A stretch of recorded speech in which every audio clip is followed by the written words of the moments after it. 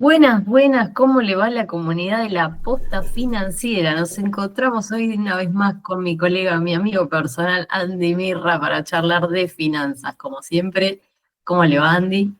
Buen día, Angie, ¿cómo andás? ¿Todo bien?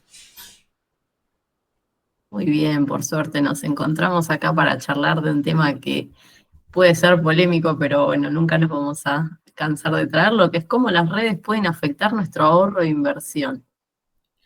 Sí, es algo que ya hemos hablado por arriba, ¿no? Como que en casi todos los capítulos en algún momento comentamos algo sobre el tema, pero porque es algo que nos llama la atención hablar, primero, obviamente, y segundo, que es algo que vemos que constantemente nos sucede en nuestro trabajo como asesor, ¿no? Esa cuestión de estar mirando siempre qué hace, qué dice, y eso.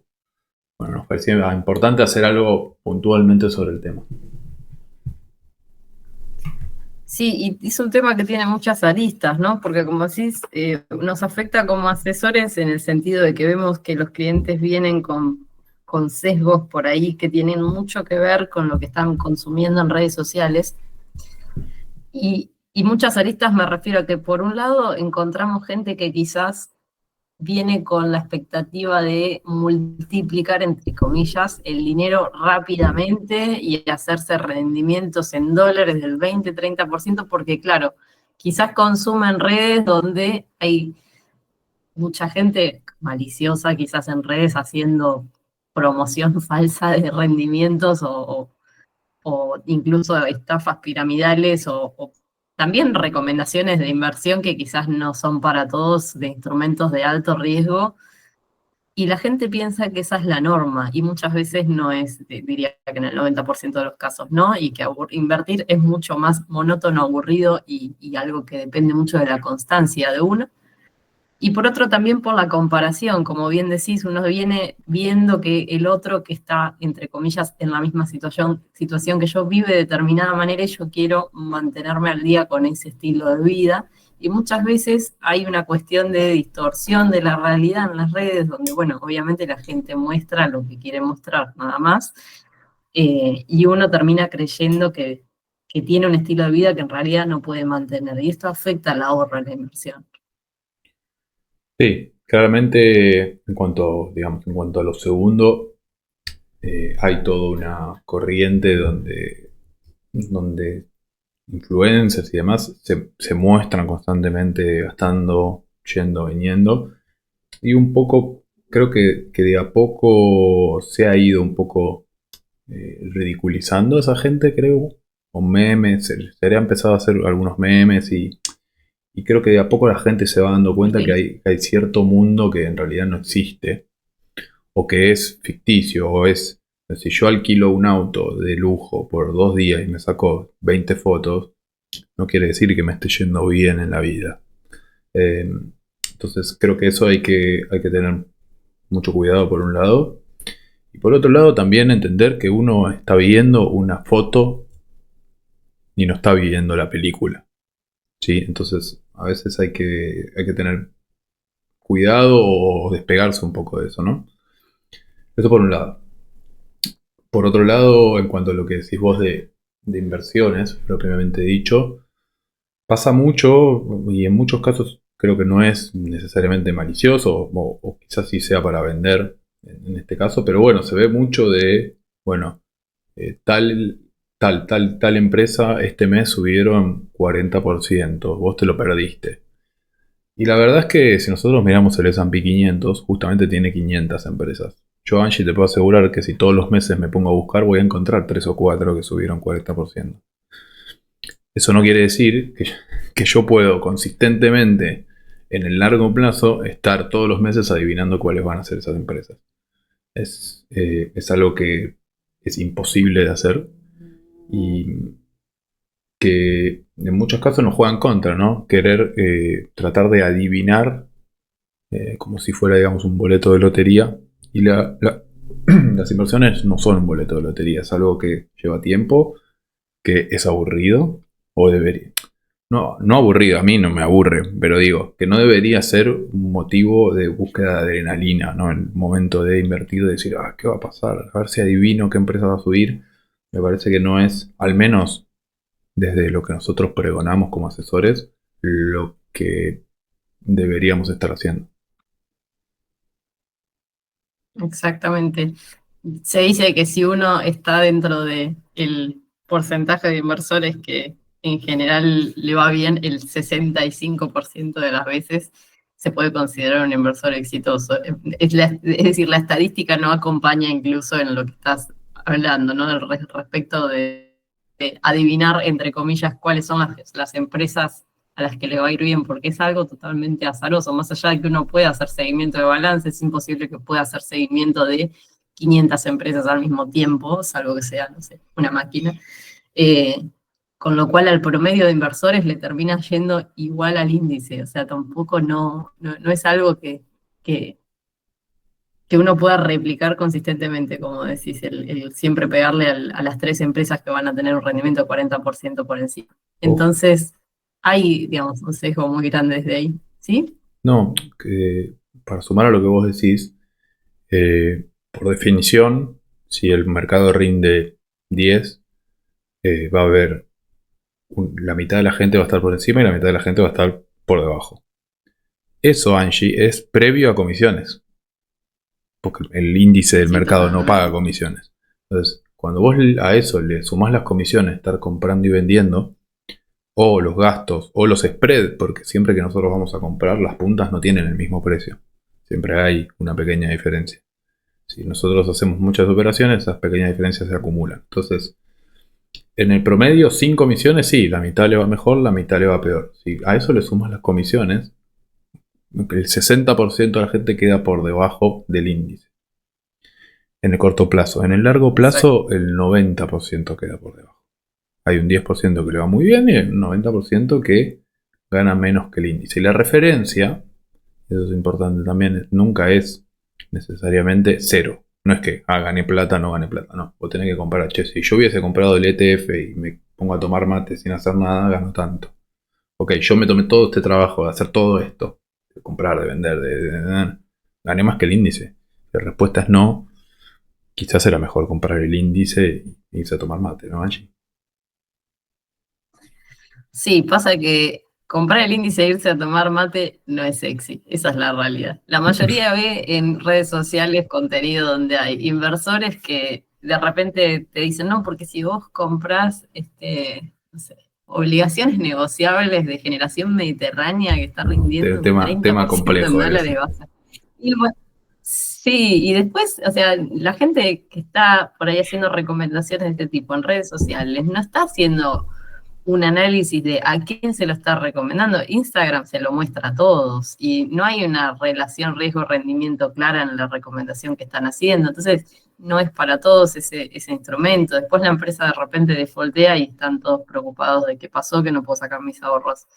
Entonces, Instagram distorsiona un poco las cosas, hace que digamos, hay también un efecto FOMO de que la gente como ve que todo el mundo le está yendo bien, entre comillas, mirando lo que consumen en Instagram, ¿no? Y todos están ganando 30% en dólares con GEMSA o están apalancados con futuros de cripto y de repente no quieren quedarse afuera.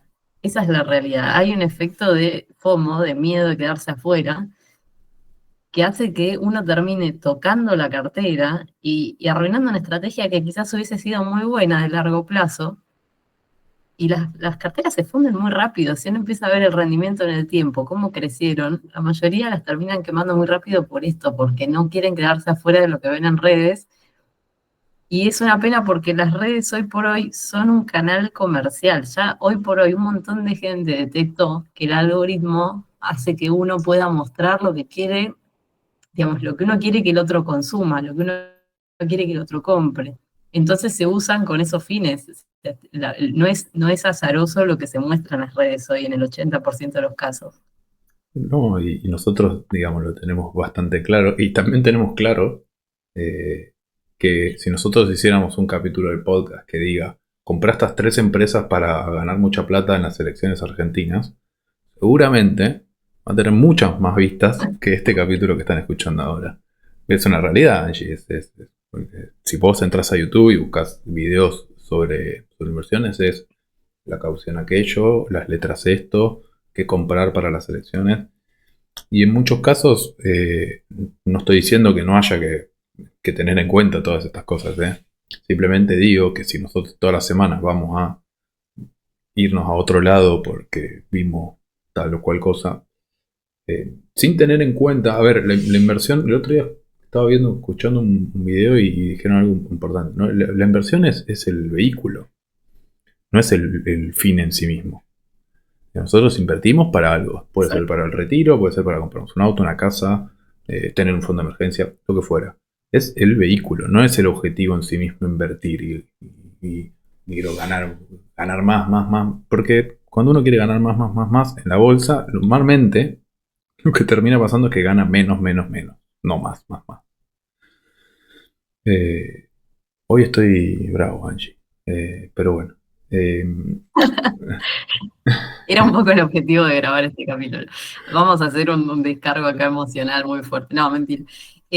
Pero sí, es cierto, es increíble. Y últimamente se ve mucho. A ver, convengamos que Argentina es un país que tiene muchas idas y vueltas todo el tiempo político-económicas, con lo cual nunca es un día tranquilo en Argentina a nivel bursátil, nunca. Entonces, muchas ALICs acá tienen esto de recomendar la estrategia del día, entre comillas, no quiero hacer referencia a nada, pero bueno, No digo, estamos hacen haciendo estas referencia a recomendaciones que ningún hoy, podcast. Es la cartera de la semana, sí, sí. no es intencional, pero justo se llama así, bueno, la cartera de la semana.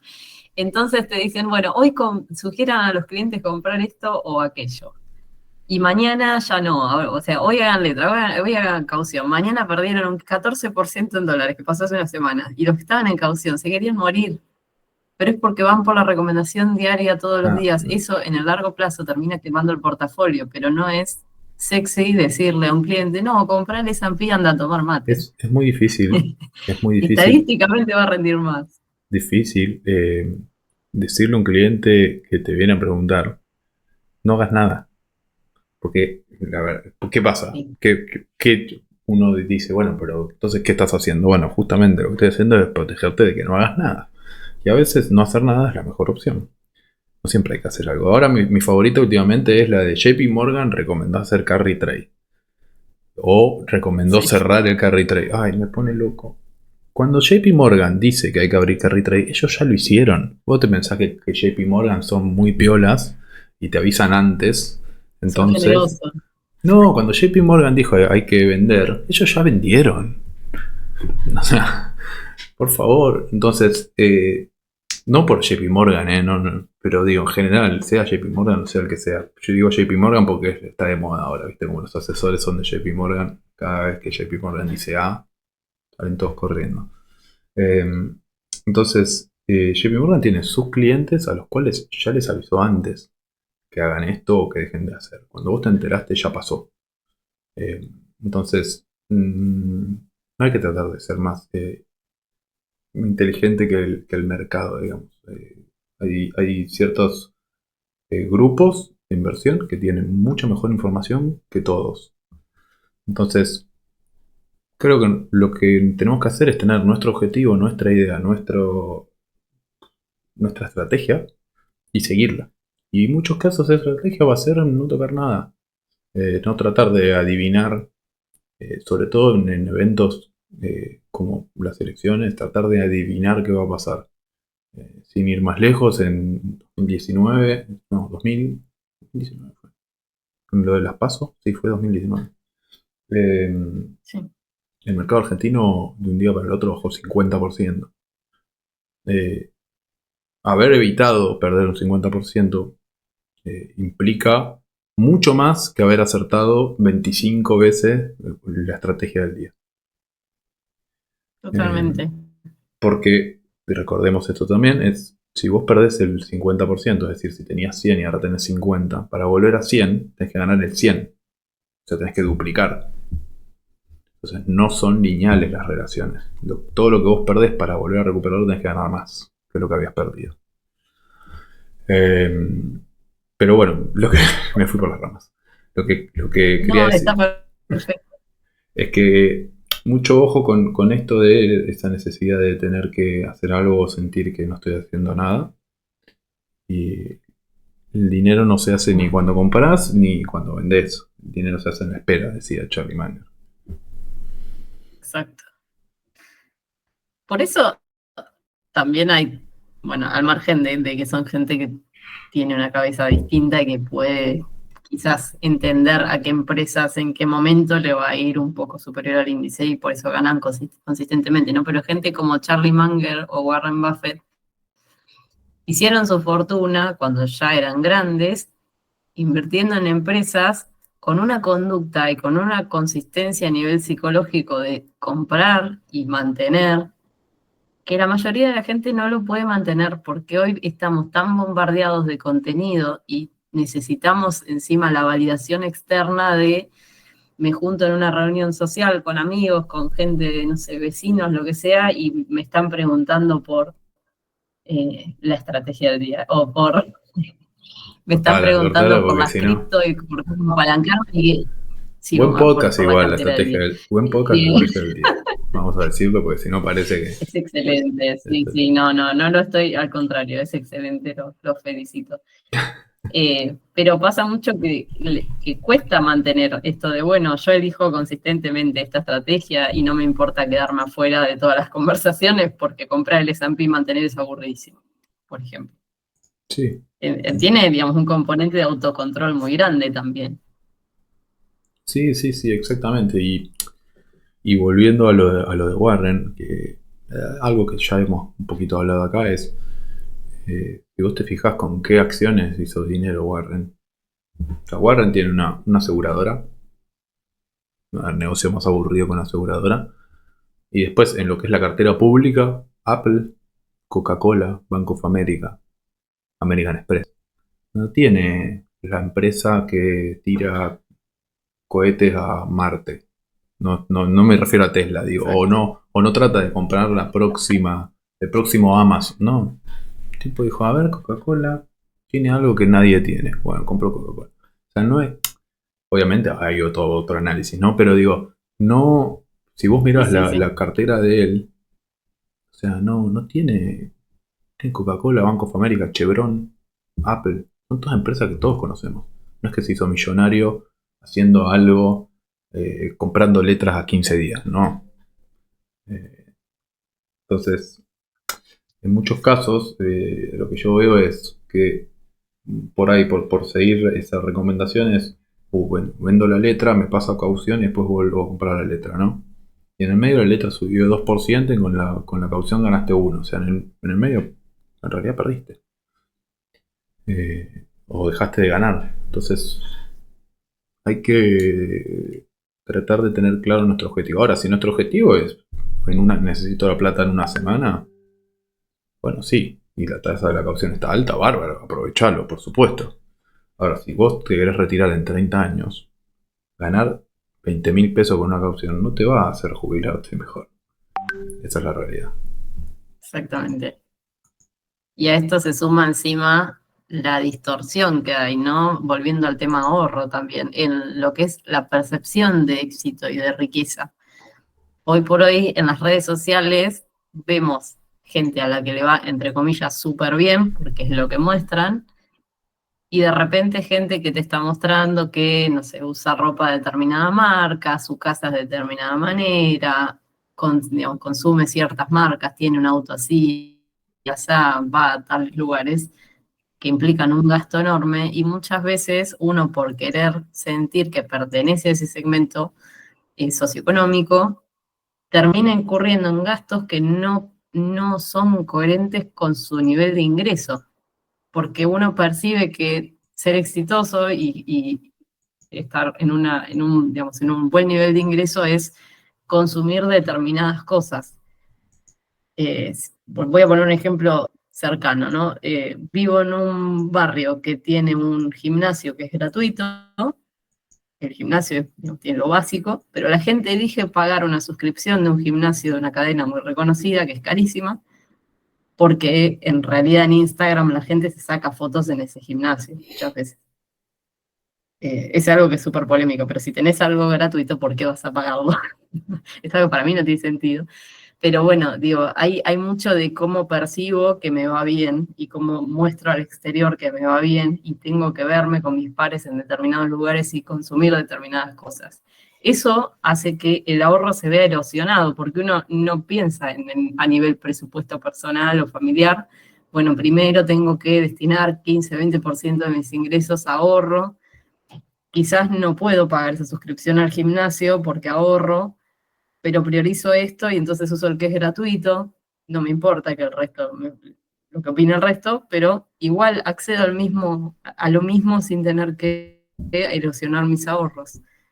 Hay una cuestión ahí de cómo nos percibimos o cómo necesitamos que nos validen en nuestro grupo socioeconómico o en donde nos estamos relacionando, que afecta muchísimo el ahorro y la planificación, el presupuesto personal, ¿no? Sí, sí, es muy interesante. El otro día veía una entrevista a Morgan Housel, eh, que escribió un libro, que ahora me olvidé el nombre, quizás vos lo recordás el nombre, La psicología del dinero. Psicología del dinero, Eh, es excelente. y le hacían una entrevista y él hablaba justamente de eso, ¿no? Como constantemente estamos moviendo el objetivo. O sea, no, yo cuando llegue a tal puesto y gane tanto, pues, y cuando llego a ese lugar, me muevo el objetivo otra vez. Y otra vez estoy gastando más de lo que estoy ingresando, ¿no?